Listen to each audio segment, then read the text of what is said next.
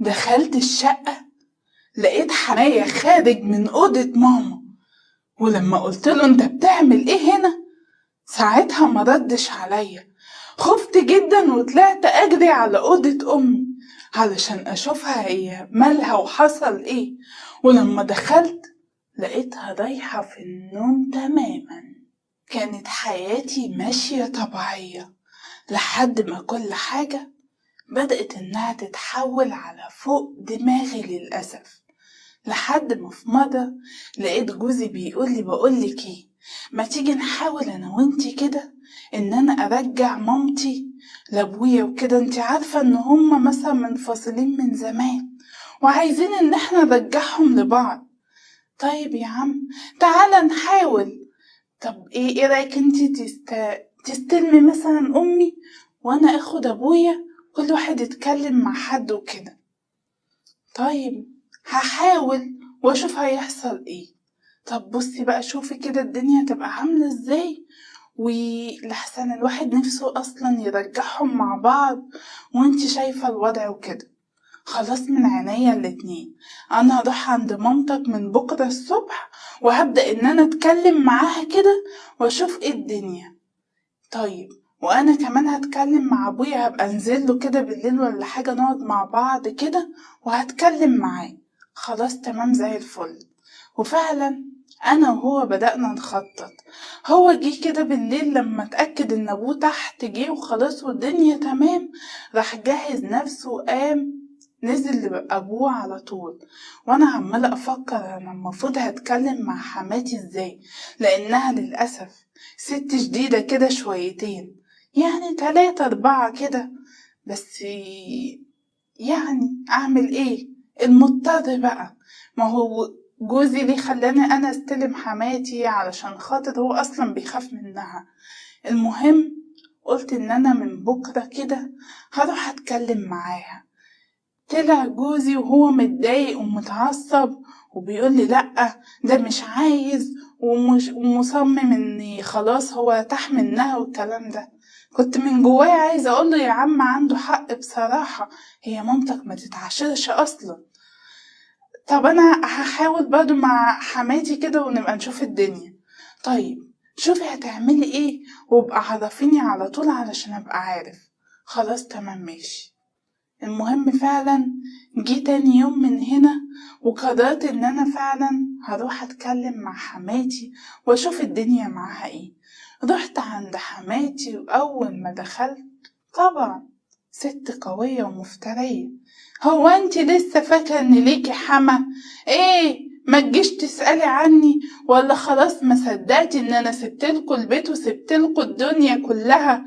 ايه يا شيخة ما تيجي تسألي عني حتى، واجب وذوق. ولا امك معرفتش تربي؟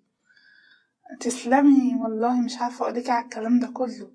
لا والله امي عرفت تربي، بس انت عارفة بقى العيال والضغوطات والمدارس والحياة وكده. طيب يا اختي تعالي اقعدي لما نشوف انت عايزة ايه. وفعلا قعدت وانا طبعا مش عارفة انا المفروض هفتح معاها الموضوع ده اصلا ازاي. ايه مالك واكلة سد الحنك ولا ايه؟ ما تتكلمي. ها حاضر. برضه بصراحة متوترة جدا ومش عارفة انا المفروض هقول لها ايه الولية دي. بدأت اقول لها بقولك ايه رأيك كده ان مثلا ترجعي انتي وحماية مع بعض؟ نعم انتي بتقولي ايه؟ انتي اصلا انتي مالك، هي حياتي ولا حياتك؟ وانتي اصلا تتكلمي معايا بتاع ايه؟ امشي امشي امشي، انتي جايه علشان كده وانا اللي افتكرتك جايه تبص عليا ولا تدعيني ولا تعملي لي اي حاجه في البيت ولا الدنيا دي كلها، في الاخر جايه عشان خاطر كده. امشي يا بنت من هنا. يعني انتوا بقالكم كتير منفصلين وهو بيحبك والله حبه بص يا شيخة، ده انا مصدقت ارتاح منه. والله هو اللي صدق ارتاح منك. بتقولي حاجة؟ لا هقول ايه. طب ما تحاولي بس، يعني فرصة كده، اعتبروا نفسكم ان انتوا هتتخطبوا من اول وجديد خطوبة ايه انت جاية تستهزئي بيا يا بنت؟ انت جاية تقلي مني؟ طيب انا بس بعتبرك زي والدتي، وعلشان كده بقولك كده، وعشان مصلحتك وكده. وبدل ما يروح يشوف له واحدة ولا حاجة، انتي عشت معاه حياتك كلها. يشوف ايه؟ ما يشوف ولا يتحرق، انا مالي اصلا. طيب ماشي. طبعا لقيت حيطة سد اصلا قدامي، كل حاجة زي الزفت. فاللي هو قعدت معاه شوية، قلت انا احسن حاجة اخد بعضي وامشي لحسن تدخل عليا انا كمان. وفعلا رجعت على البيت. ولما جوزي رجع من شغله طبعا كان جاي عايز يعرف على طول ايه اللي حصل، وايه الكلام اللي دار ما بيني وما بين حماتي. ساعتها قال لي هاي طمنيني، عملت ايه؟ عملت كل خير. ايه اللي حصل؟ حصل يا سيدي واحد اتنين تلاتة. ما انا عارف. طب هنعمل ايه؟ نبقى نحاول تاني يا عم، هنحاول تاني. طيب خلاص تمام ماشي. فعلا فضلنا نحاول فترة كده، وكانت كل حاجة مفيش. المهم قلت له بقول لك ايه، شيل الفكرة دي خالص من دماغك. هما لو عايزين يرجعوا هيرجعوا، هما مش صغيرين. انا بس عايزهم يرجعوا لبعض، يعني كفاية كده. هما لو هيرجعوا سيبهم براحتهم بقى. طيب المهم بعدها بفترة لاحظت ان دايما مامتي بقت تيجي تقولي انها جاية تبات عندي. بصراحة الموضوع ده كان غريب جدا، خصوصا ان انا كنت دايما بقول لمامتي ما تيجي تباتي عندي، كانت تقولي لا انا معرفش انام برا بيتي، وما برتاحش غير في بيتي وانتي عارفة، والست لما بتتجوز ما بترتاحش الا في بيتها. كنت دايما اتحايل عليها وهي ما كانش فيه خالص. دلوقتي لقيتها هي اللي بقت تقولي مش ناوية تعزمي عليا كده جبات عندك ولا خلاص؟ يا ماما ده انا ياما عزمت عليكي وقلتلك تعالي باتي عندي وانتي اللي ما بترضيش. لا انا هاجي، اصلي بصراحة مخنوقة كده شويتين، فهاجي كده ولا حاجة اغير جو عندك. طيب يا ماما تنوري، البيت بيتك، انتي مش محتاجة عزومة. وفعلا مامتي جت، وفعلا لقيتها بدأت تبات عندي، والموضوع ده بدأ يتكرر كتير جدا. انا كنت طبعا مبسوطة مش زعلانة، بس في نفس الوقت كده انا حاسة كأن في حاجة غلط. هي ايه الحاجة دي؟ انا مش فاهماها. حتى جوزي لاحظ وقال لي ايه ده غريبة، مامتك بقت تجيلنا كتير وده ما كانش الطبيعي والكلام ده كله. مش عارفة، عادي، ممكن زهقانة من القعدة لوحدها، انت عارف القعدة لوحدها كده الواحد بيمل. يا ستي تنورنا فوق دماغي، انا مش قصدي حاجة، لحسن يكون عندها مشكلة ولا حاجة وخايفة فاعرفي منها نحلها لها ولا حاجة. لا هي تلاقيها بس زهقانة او مخنوقة من البيت وكده. طيب تمام. المهم مرة صحيت في نصاص الليالي، وطبعا في الوقت ده المفروض امي تبقى نايمة. لقيت حد بيدخل من باب الشقة. ايه ده؟ مين اللي بدأ؟ جوزي نايم جوه، المفروض امي نايمة في الأوضة التانية، مين اللي هيجي من بره؟ رحت عشان اشوف مين، لقيت امي. ايه ده انت كنت فين؟ ها؟ انا انا كنت بشم هوا. بتشم هوا فين؟ نزلت قعدت تحت في الجنينة اللي تحت دي شوية. دلوقتي يا ماما انت عارفة الساعة كام؟ يمكن حصل حاجة ولا حد عمل فيكي حاجة. ايه اللي انت بتعمليه ده؟ ما تكبريش الموضوع، هو انا صغيرة ولا ايه؟ انا بس كنت مخنوقة وحاسة ان انا عايزة اشم هوا وكان نفسي مخنوق وكده، فقررت ان انا انزل اشم شوية هوا واجي. طيب يا ماما كنتي قوليلي صحي جوزي ينزل معاكي. يا حبيبتي ما هو جاي من شغله تعبان، هصحيه يعني علشان انا مخنوقة؟ خلاص بقى ما تكبريش الموضوع. طيب انتي دلوقتي كويسة تعبانة؟ طيب حاسة بحاجة اجيبلك دكتور؟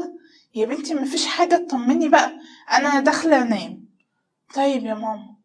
فعلا دخلت، انا طبعا مستغربة، امي عمرها ما تنزل في ميعاد زي ده لما الساعة كانت تيجي الساعة 10 كانت بتخاف تنزل في نصاص الليالي وتقول انها قاعدة في الشارع تحت. هي مالها دي؟ وبقت افعالها كلها غريبة كده ليه؟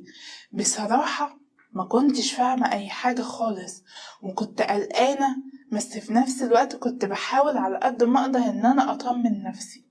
فضل الحال على كده وانا طبعا مش عارفة انا المفروض اعمل ايه. في نفس الوقت بقت دايما تنزل وتيجي وانا معرفش هي بتبقى فين، لحد ما في مرة لقيتها بتقولي بقولك ايه، هو انتي مش نازلة تجيبي شوية طلبات كده ولا حاجة من تحت؟ اه يا ماما حاضر، من عينيا، هنزل اجيب شوية حاجات، انا فعلا محتاجة حاجات وكده من تحت. انتي محتاجة حاجة؟ عايزاكي تجيبيلي معرفش ايه كده. طيب من عينيا حاضر. فعلا اخدت بعضي وقمت نزلت، وفي الوقت ده اتأخرت جدا لان انا كنت رايحة مشوار اصلا بعيد علشان اجيب منه شوية حاجات، فكنت متأخرة جدا تحت. رجعت في الوقت ده وفتحت باب الشقة ودخلت، لقيت اللي طالع من أوضة أمي. شفت كده كنت مصدومة. ايه ده؟ حماية انت بتعمل ايه هنا؟ وطالع من أوضة أمي بتعمل ايه؟ كان واقف مصدوم ومردش عليا نهائي. ما تتكلم، انت بتعمل ايه هنا؟ لا اصل ايه وفصل ايه؟ هو ايه اللي بيحصل؟ انا مش فاهمه حاجه. لا ما فيش حاجه، بس ما تفهميش غلط، كل الدنيا تمام وزي الفل، ما تفهميش غلط وكده. لا في حاجه غلط. لا ما فيش، ما تقلقيش. طبعا دخلت اشوف امي، لقيتها نايمه ورايحه في سبع نومه اصلا. ايه ده؟ مش فاهمه.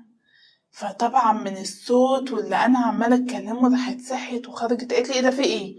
ولما شافت بقى حماية واقف راحت خافت كده وبقت مش عارفه تتكلم ولا تقول ايه. هو كان خارج من عندك بيعمل ايه؟ سكوت تام منهم هما الاتنين. ما تتكلمي انت هو في ايه؟ لا ما اصل ايه وفصل ايه؟ ما تتكلمي. بصراحه كده انا وحماكي متجوزين بقالنا فترة كده في السر، ومش عايزين نقول لحد فيكم. ايه؟ في السر؟ ايوه، ما هو مش عايزين خوفنا يحصل لكم مشاكل ولا حاجة، وخصوصا لما لقينا بقى جوزك وانتي عمالين تحاولوا ترجعي حماتك وحماك لبعض، فساعتها انا وهو قررنا فعلا يبقى في السر نهائي ومحدش يعرفه كده. انتي عارفة لو جوزي عرف حاجة زي دي ايه اللي ممكن يحصل؟ معرفش بقى اللي حصل، هنعمل ايه يعني؟ انا وهو حبينا بعض واعجبنا ببعض وعادي، احنا ما عملناش حاجة غلط ولا حتى حرام، احنا اتجوزنا على سنة الله ورسوله، بس ما حبيناش ان احنا نقول لحد. وانا من ساعتها مصدومة، لان خصوصا ان جوزي عمال يحارب علشان يرجع حماية وحماتي لبعض. لو عرف ان امي متجوزة من حماية ساعتها هيحصل ايه؟ بجد انا مش عارفة اعمل ايه. ارجوكم قولولي حل وقولولي انا المفروض اعمل ايه. دي المشكلة اللي جاتلي النهاردة من صاحبة المشكلة على رسائل الصفحة، وزي ما انتوا سمعتوا المشكلة بالظبط. المهم هو كده اصلا جوزك شايف امه وابوه هما الاتنين مش طايقين بعض ومش عايزين بعض اصلا.